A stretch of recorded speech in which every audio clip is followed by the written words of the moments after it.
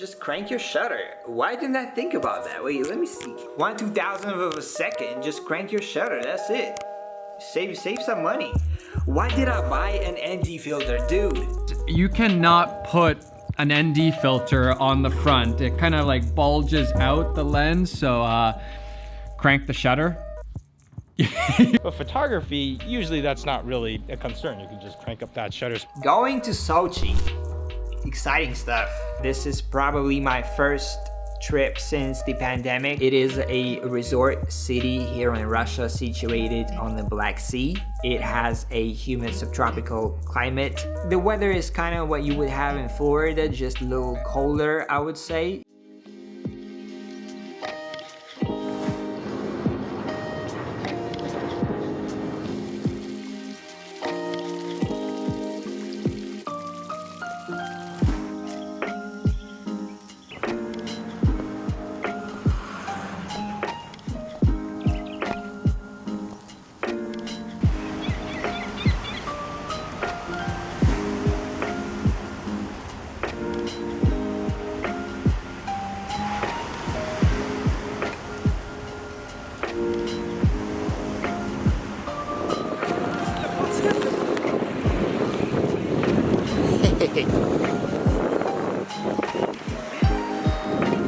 Nice.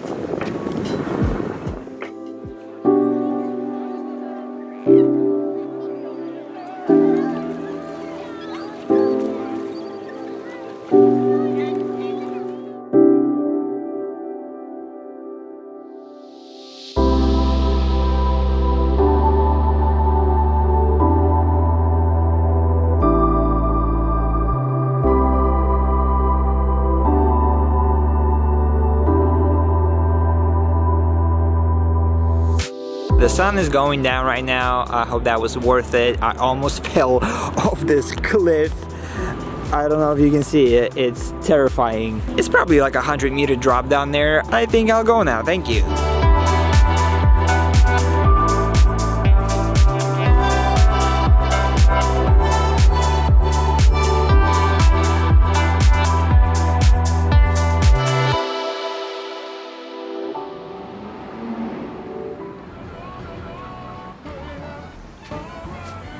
Tell me that isn't a good looking shot.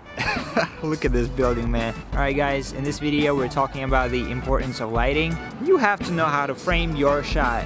Never looked better in my life. You still can't see me, like with all those lights right there, you still can't see me. Let me get a dramatic flare in there. Listen. Oh my, look at the shadows. Bruh, look at this dude with his shadows. I am recording, thank you. Wish I had a car like that. I'm sorry guys, this is the only lighting I could find for myself, I'm sorry.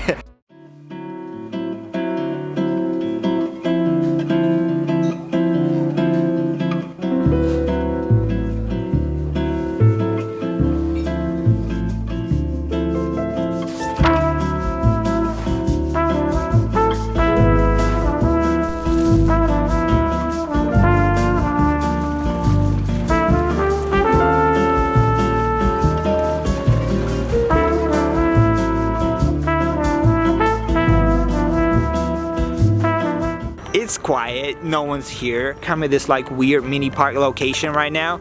Let me just say that the weather hasn't been great lately. It rained the whole day yesterday. The first couple of days I was here at Sochi, it was sunny, it was like 20 degrees. Now it's kind of whack, it's kind of cold. Obviously the last 4 days that I'm here, the weather started to change for the better in Moscow as soon as I left. Obviously that's how things work in the world. I was watching Maddie Hapoy's and Peter McKinnon's podcast, which by the way, that is, yeah, that obnoxiously good that was. Thank you. They have a friend, Jesse Driftwood. Let me set this down so I'm not giving you vertigo.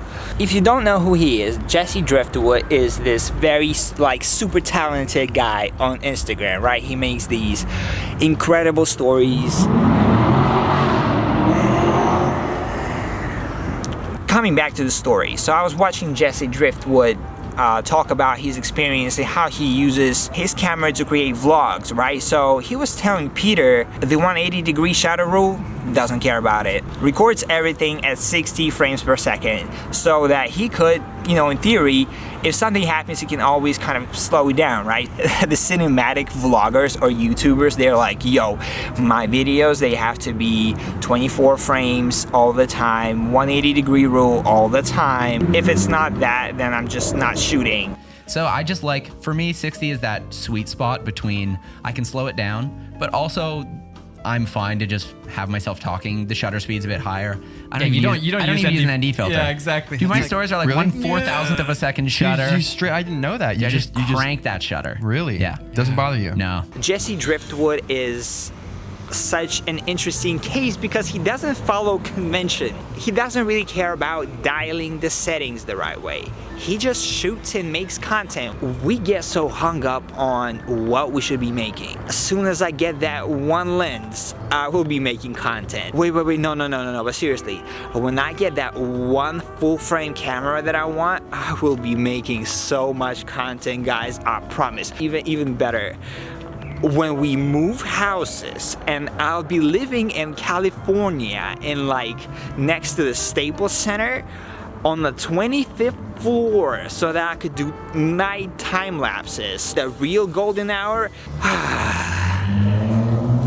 it just never works out that way.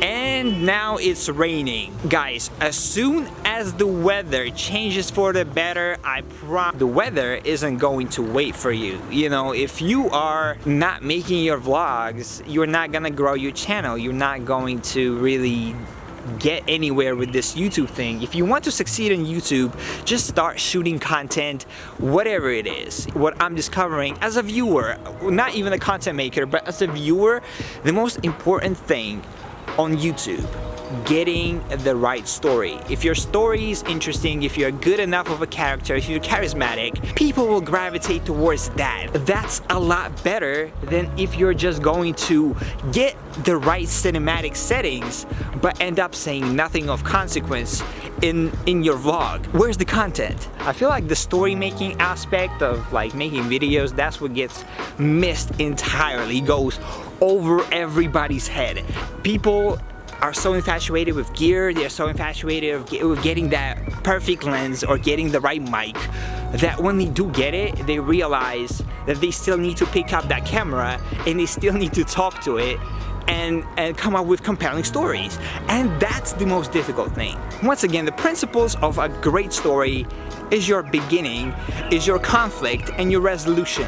Alright, you introduce some characters, you set your story up, you bring in a conflict, and there's a payoff at the end. So this brings me to my next point. Jesse Driftwood's story and his story making got me thinking, how would time lapses look with ND filters and when you crank the shutter? Like which look would I like better for my videos specifically? I want to read you this extract from Leo Tolstoy's diary. September 19th. Decided that one must love and work. And that's it. September 20th. Tired. Didn't love and didn't work. Sorry guys, I'm not gonna leave you on that note. That was kind of sad. Why don't we go and take a look at the winter theater and what it looks like while it's still bright outside. Speaking of gear not mattering much, I am packing lightly. All I have is a camera, a mic, a 10-18, and a nifty 50 for B-roll kind of low light situations. I mean, just look at this.